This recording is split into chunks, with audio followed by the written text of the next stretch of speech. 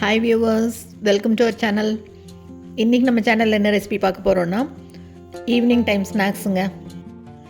Wait loss பண்ணிகிட்ருக்கேன், ஆனால் ஸ்நாக்ஸும் வேணும் அப்படிங்கிறவங்க கண்டிப்பாக இந்த ரெசிபியை ட்ரை பண்ணலாம். கார்ன் வச்சு கட்லெட் பண்ண போகிறோம். நல்ல ஹெல்த்தியான இந்த கார்ன் கட்லெட் எப்படி பண்ணுறதுன்னு பார்க்குறதுக்கு முன்னால் நம்ம சேனல் இன்னும் சப்ஸ்கிரைப் பண்ணலைன்னா கண்டிப்பாக சப்ஸ்கிரைப் பண்ணிடுங்க. கூடவே பக்கத்தில் இருக்கிற பெல் ஐக்கானில் ஆல்ங்கிறத தட்டி விடுங்க. ஸோ நான் போடுற வீடியோ எல்லாமே உடனுக்குடனே நோட்டிஃபிகேஷனாக வந்துடும். வாங்க இந்த கார்ன் கட்லெட் எப்படி பண்ணுறதுன்னு பார்க்கலாம். இதுக்கு ஒரு பெரிய கார்னில் பாதி அளவு மட்டும் எடுத்து நல்லா வேக வச்சு எடுத்து வச்சுருக்கேன். இந்த வேக வச்ச கார்னை 1 கப் அளவு சேர்த்துக்கலாம். இப்போ இது கூடவே நல்லா ஃப்ரெஷ்ஷாக துருவின பீட்ரூட் சேர்த்துக்கிறேன். வெஜிடபிள்ஸ் எல்லாம் சேர்த்து நல்லா ஹெல்த்தியாக பண்ண போகிறோம். இப்போ இது கூடவே ஒரே ஒரு பெரிய வெங்காயம் பொடி பொடியாக கட் பண்ணி அதையும் சேர்த்துக்கிறேன். கப்பில் எந்த அளவுக்கு கார்ன் எடுத்தோமோ அதே அளவுக்கு கடலை மாவு சேர்த்துக்கலாம். இப்போ இது கூடவே துருவின இஞ்சியை சேர்த்துக்கிறேன். நீங்கள் வேணால் இஞ்சி பூண்டு விழுது சேர்த்துறதுனாலும் சேர்த்துக்கலாம். இது கூடவே ஒரே ஒரு பெரிய பச்சை மிளகாய் பொடி பொடியாக கட் பண்ணி அதையும் சேர்த்துக்கிறேன். இது கூட மிளகாத்தூளுக்கு பதிலாக நான் இன்றைக்கி பெப்பர் பவுடர் மிளகுத்தூள் சேர்த்துக்கிறேன். மிளகுத்தூள் சேர்த்துட்டு இப்போ இதுக்கு தேவையான அளவு உப்பு சேர்த்துக்கலாம். இது கூடவே ஒரு 1/4 டீஸ்பூன் மட்டும் கரம் மசாலா சேர்த்துக்கிறேன். இது மேலே பொடி பொடியாக கட் பண்ண கொத்தமல்லி தலையை தூவி விட்டுக்கலாம்.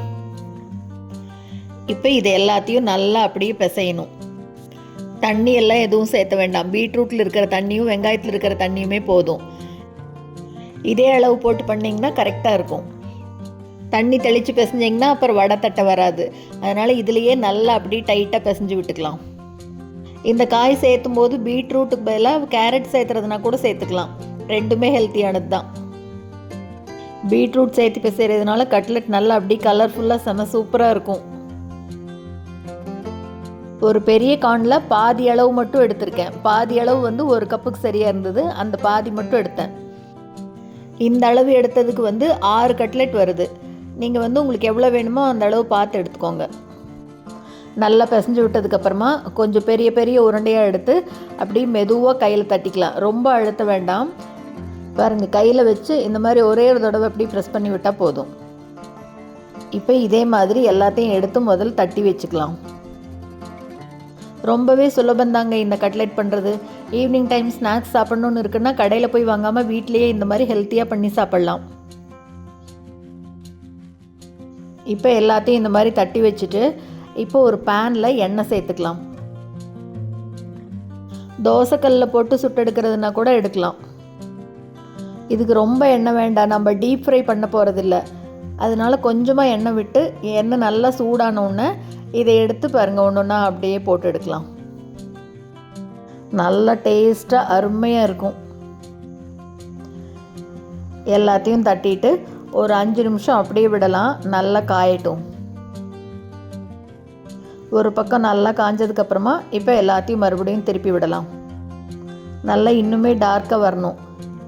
பிளாக் கலர் இருந்ததுன்னா கரிஞ்சிருச்சுன்னு நினைக்காதீங்க. அது பீட்ரூட் இருக்கிறதுனால கொஞ்சம் கலர் டார்க்காக இருக்கும்.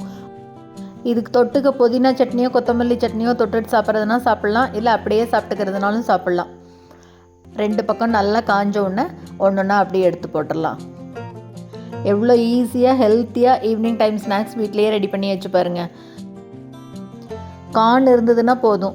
அது கூட காய் நம்மளோட இஷ்டம்தான். கேரட், பீட்ரூட், கேப்சிகம் எது வேணால் சேர்த்துக்கலாம். இல்லை உருளைக்கிழங்கு வேக வச்சு இது கூட கலந்து செய்கிறதுனாலும் செய்யலாம். இந்த கார்ன் கட்லெட் உங்களுக்கு பிடிச்சிருந்ததுன்னா லைக் பண்ணுங்கள், ஷேர் பண்ணுங்கள், கமெண்ட் பண்ணுங்கள். மறக்காமல் நம்ம சேனலை சப்ஸ்கிரைப் பண்ணுங்கள். கூடவே பக்கத்தில் இருக்கிற பெல் பட்டனில் ஆல்ங்கிறத தட்டி விடுங்க. ஸோ நான் போடுற வீடியோ எதுவுமே மிஸ் பண்ணாமல் பார்க்கலாம். தேங்க்ஸ் ஃபார் வாட்சிங்.